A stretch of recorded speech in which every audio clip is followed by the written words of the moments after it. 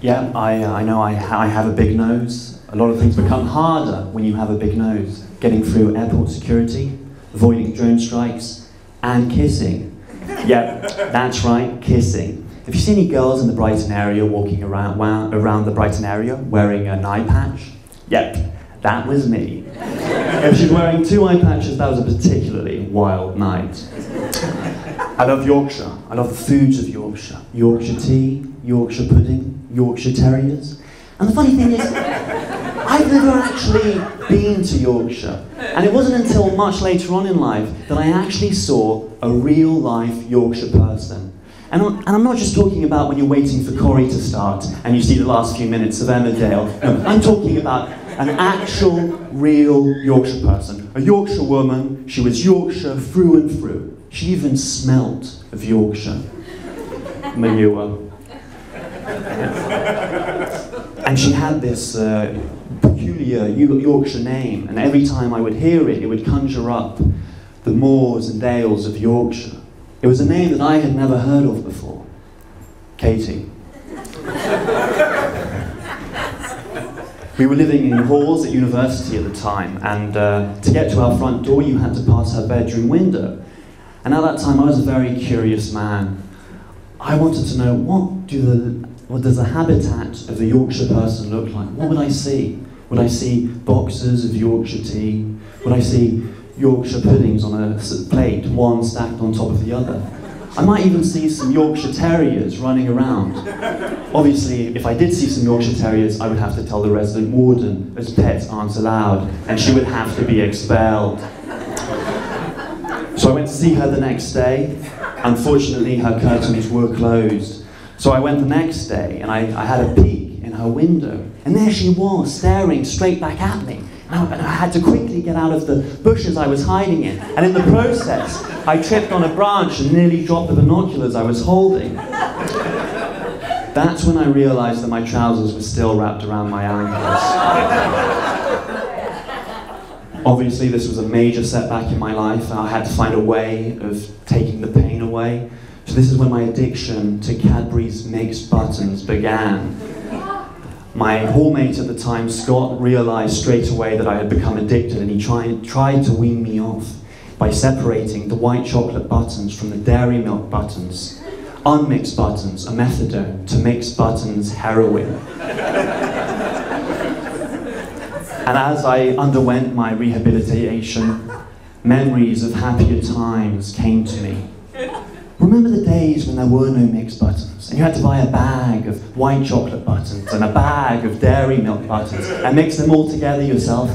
I still have to do that with white and brown rice. It really messes with your cooking times. Don't do it. Remember the days when there were no buttons and you had to buy a bar of dairy milk and you spent an afternoon with a circular cookie cutter making your own buttons? And the outer bits, the bits nobody wanted, you put them in your dog's food bowl. And the next day your dog was dead. I sometimes open a bag of mixed buttons and only open the brown ones. I call it the colonization of the Americas, or gentrification, depending on how quickly I eat them. I went to see Black Panther the other day, and now when I open up a packet of mixed buttons, I only eat the white ones, except for one. That's Martin Freeman's character. Martin Luther King had a dream. He had a dream that little black boys and girls would join hands with little white boys and girls as brothers and sisters. But never would he have imagined mixed buttons. And I know it's easy for me to stand here and talk about the diversity of mixed buttons and the progress we've made so far, but we still have a long way to go. We still have to make a strenuous effort to include the Swiss. Because the Swiss are people too, you know? Except for Roger Federer, he's a tennis god. And I think by including Swiss chocolate in mixed buttons, we extend an olive branch to the Swiss, and hopefully they will join us in the battle to increase child obesity levels. But yes, I do like chocolates that come with a political message. the anti-apartheid message of mixed buttons is very powerful, but I think chocolate makers should do more to increase the awareness of social issues through their products. So I've come up with a list of suggestions. Lamentations, celebrations for UK millennials, a generation who almost certainly will be worse off than their parents, but more importantly, they will no longer know the joys of having a burgundy passport. These chocolates are best enjoyed whilst lamenting having no future. My next suggestion? Poverty Street. Just an empty cardboard box. Thank you very much. I've been Marc Pinto, and if anyone wants to look like a pirate over the weekend, find me by the bar. Hi Mark, how are you feeling after your first comedy gig? I'm feeling relieved. I'm glad it's all over. I've still got a tingling feeling in my face, so I still haven't got the blood pressure down completely yet. And how did you find the experience? How did you find the experience?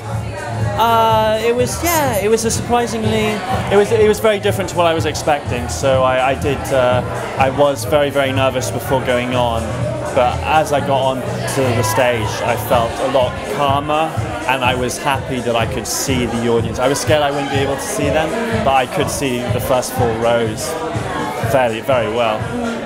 And what brought you onto a comedy course?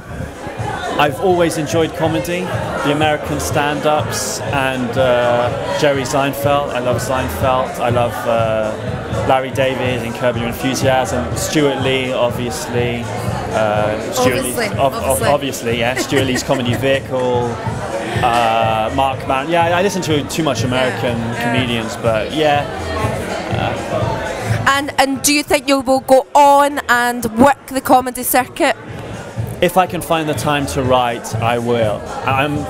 Yes, but I don't want to just do the same jokes over and over again. If I can find the time to write more material and even better material, then yeah.